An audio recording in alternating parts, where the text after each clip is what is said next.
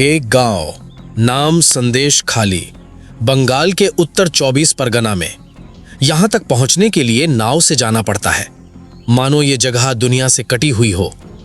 लेकिन जनवरी 2024 में इस गांव की महिलाओं ने जो बताया, उसे सुनकर पूरा हिंदुस्तान कांप उठा। जमीन छीनी गई, सम्मान लूटा गया और सरकार मौन रही, क्योंकि ये सब करने वाला उन्हीं का आदमी था। यहाँ के लोग अधिकतर मछुआरे हैं, गरीब हैं, सीधे साधे हैं, लेकिन यहाँ एक आदमी का शासन चलता था।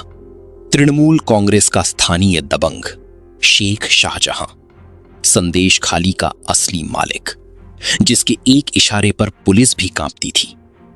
यहाँ के लोग उसे जानते थे, उससे डरते थे और चुप रहते थे, क्योंकि बोलने का अर्थ था विनाश। 5 जनवरी 2024 प्रवर्तन निदेशालय की टीम संदेश खाली पहुंची, राशन घोटाले की जांच के लिए। शेख शाहजहां से पूछताछ करनी थी। लेकिन जो हुआ उसकी किसी ने कल्पना भी नहीं की थी। जैसे ही ईडी अधिकारी पहुंचे, एक बड़ी भीड़ इकट्ठी हो गई। लाठियां, पत्थर, सीधा हमला। 3 अधिकारी गंभीर रूप से घायल हो गए, गाड़ियां तोड़ दी गईं और शाहजहां भाग निकला। पूरी बंगाल पुलिस देखती रही, लेकिन कोई नहीं आया, किसी ने नहीं रोका, क्योंकि ऊपर से आदेश नहीं आया था। शाहजहां के भागने के बाद कुछ ऐसा हुआ जो पहले कभी नहीं हुआ था। संदेश खाली की महिलाएं बाहर निकली, सड़कों पर उतरी और बोलने लगी। एक महिला ने बताया, हमारी जमीन छीन ली गई, खेत हमसे छीन लिए गए। जब हमने विरोध किया, हमारे पुरुषों को पीटा गया। हम कहां जाते? दूसरी ने कहा, रात में लोग आते थे, दरवाजा पीटते थे, घर के पुरुषों को उठा ले जाते थे। हम विवश थे। शाहजहां और उसके लोगों ने गांव वालों की जमीन पर जबरदस्ती मछली पालन के तालाब बनवा दिए। किसानों की जमीन उन्हीं से छीन ली गई। अगर कोई विरोध करता तो उसका घर जला दिया जाता, उसकी बेटी को धमकी दी जाती।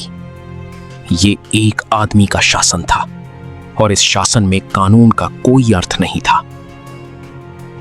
शेख शाहजहां तृणमूल कांग्रेस का ब्लॉक अध्यक्ष था। ऊपर से देख, लेकिन भीतर से पूरे इलाके का मालिक।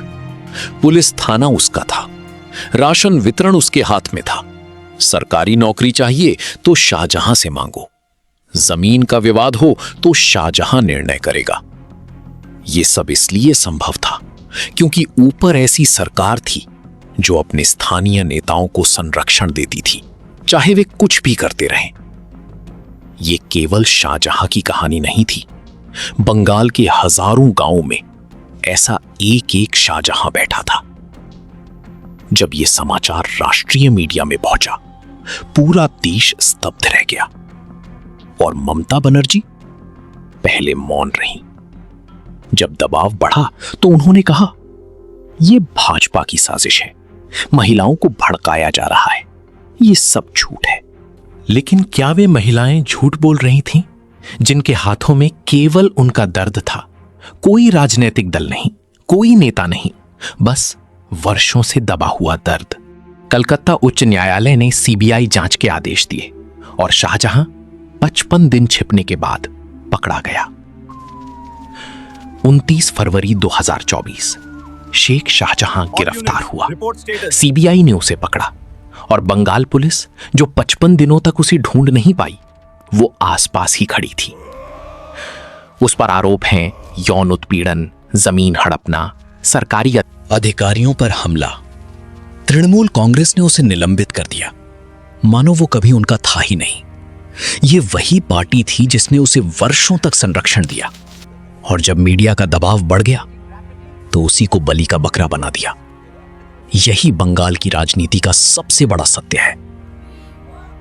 संदेश खाली केवल एक गांव का नाम नहीं है, ये उस हर जगह का प्रतीक है जहां सत्ता के नीचे इंसान कुचला जाता है, जहां किसी दबंग का शासन चलता है और सरकार आंखें बंद करके बैठी रहती है।